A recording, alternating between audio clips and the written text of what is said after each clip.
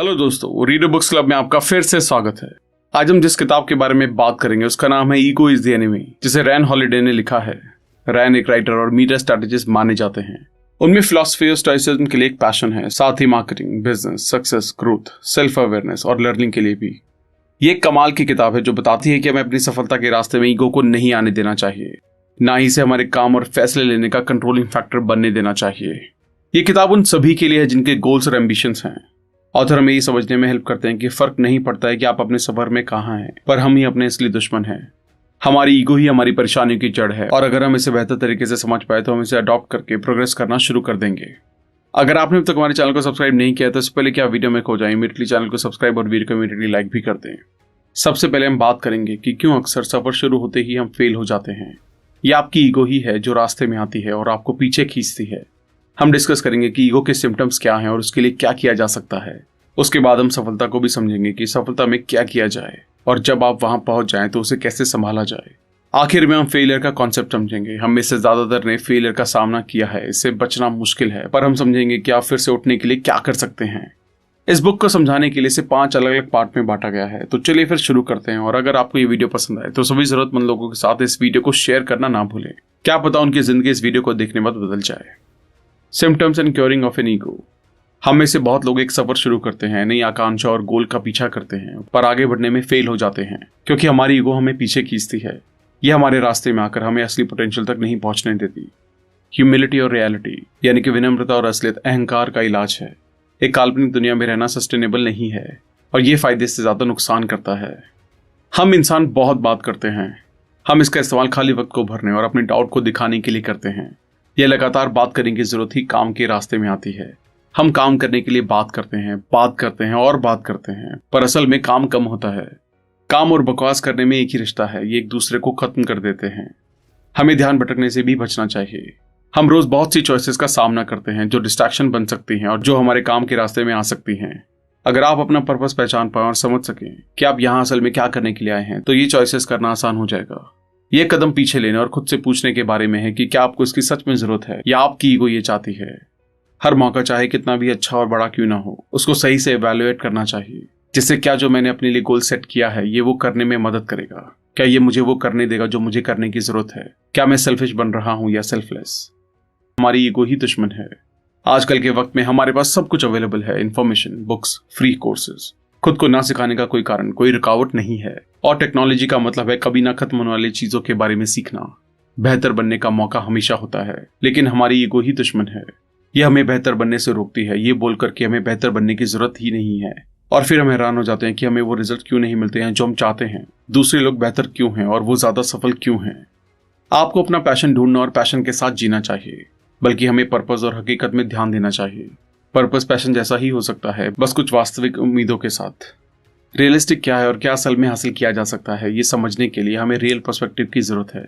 हकीकत लगातार चेक करती है कि जो हम कर रहे हैं वो सही हो, सही रास्ते पर हो और हम आगे बढ़ रहे हों। यहाँ पर सपने देखने के लिए कोई जगह नहीं है। चाहे आपकी नौकरी हो या पर्सनल लाइफ, दूसरे लोगों को सहारा दें ताकि बाकी लोग भी अच्छे और सफल हो सकें। अपनी ईगो को खत्म करें और दूसरों को पहले रखें। दूसरों लोगों के रंगने के लिए कैनवस ढूंढें। खुद से पहले दूसरों के लिए रास्ता साफ करें और ऐसे आप अपने लिए भी रास्ता बना लेंगे। जब आप अपने गोल की तरफ बढ़ रहे होते हैं, आपको ऐसी चीजों का सामना करना पड़ेगा जिनका आपसे लेना देना नहीं होगा। लोग अपना काम छोड़कर कोशिश करेंगे कि आप फेल हो जाएं, इसलिए ईगो से बचना जरूरी है। कौन परेशानियों से घिरे रहना सहन कर सकता है, या कौन ऐसा मानता है कि वो इंसानियत के लिए भगवान का दिया गया गिफ्ट है, या इतना जरूरी कि आपकी नापसंद की चीज के साथ रखा जाए। वो लोग जो अपनी ईगो को काबू कर चुके हैं वो समझते हैं कि जब दूसरे आपके साथ बुरा बर्ताव करते हैं तो उसमें आपका नहीं उनका ही अपमान है। ये वो सिचुएशन है जहां आपको शांत रहकर खुद पर काबू करना होता है और काम करते रहना होता है।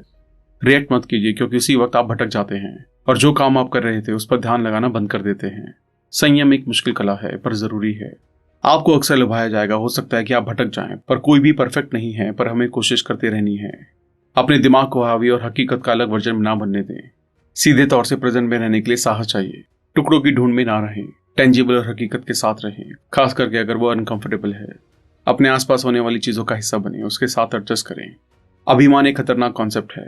अभिमान जिम्मेदार है एक छोटी सी सफलता को बड़ा महसूस करने के लिए, जो असल में उतनी बड़ी है ही नहीं। आपको अपनी सफलता और उनके रिजल्ट्स के लिए रियलिस्टिक रहना चाहिए। इसे समझे बिना अभिमान हमें असलियत से दूर ले जाता है, जो यह है कि हमें बहुत दूर जाना है और अभी बहुत कुछ करने की जरूरत है। बहुत से ऐसे लोग हैं जो बताएंगे कि सफल होने के लिए कुछ भी कर सकते हैं, पर आपको कड़ी मेहनत से उसे पाना चाहिए। अपनी ईगो को यह मत सोचने दें कि आप कम करके ज्यादा पा सकते हैं।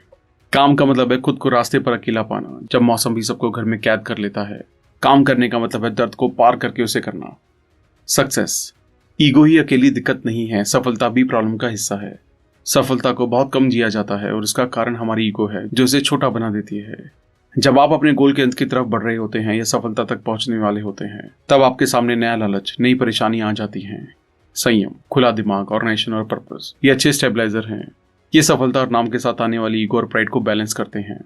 हमेशा एक स्टूडेंट बने रहें और कभी कहानियां ना सुनाएं।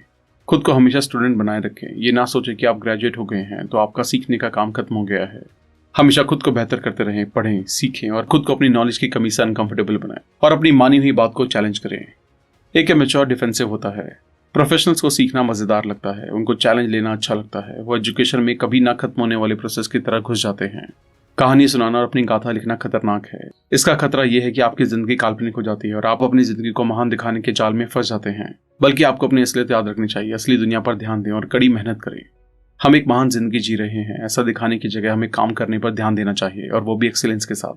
हमें झूठा ताज उतार कर बस काम करते रहना चाहिए। पहला कदम ये समझना है कि असल में आपके लिए क्या जरूरी है। अगर आप ये नहीं कर पाते हैं तो जिस सफलता पर आप पहुंचेंगे वो वैसी नहीं होगी जैसी हो सकती थी, और वो सफलता टिकेगी नहीं। पैसे के साथ बिल्कुल ऐसा ही है। अगर आपको ये नहीं पता है कि आपको कितने की जरूरत है तो ज्यादा ही अकेला ऑप्शन बन जाता है। खुद से पूछे कि आप क्या करते हैं, वो क्यों करते हैं। ये सबसे जरूरी सवाल है जो आपको खुद से पूछना चाहिए। लिमिटेशंस, आपको अपनी कमियों को चेक करते रहना चाहिए, इनको लगातार मानते रहना चाहिए। ऐसी कुछ कॉमन लिमिटेशंस हैं। एंटाइटलमेंट, ये खतरनाक हो सकता है क्योंकि आप ये मानते हैं कि ये आपका है और आपने इसे कमाया है। ये अपने अलावा किसी और के वक्त की कदर नहीं करने देता। कंट्रोल, ऐसा मानना कि सब कुछ आपके तरीके से किया जाना चाहिए, सॉल्यूशन से ज्यादा प्रॉब्लम खड़ी कर देता है। पैरानोया, अगर आप अपने सिवा किसी और पर भरोसा नहीं करते हैं तो ये आपको बहुत अलग कर देगा। इसका मतलब है आप ही एक प्रायोरिटी हैं और आप ही सब कुछ कर सकते हैं। नंबर 1 बनने का कॉन्सेप्ट आपको अपनी झूठी हकीकत का अकेला कैदी बना सकता है।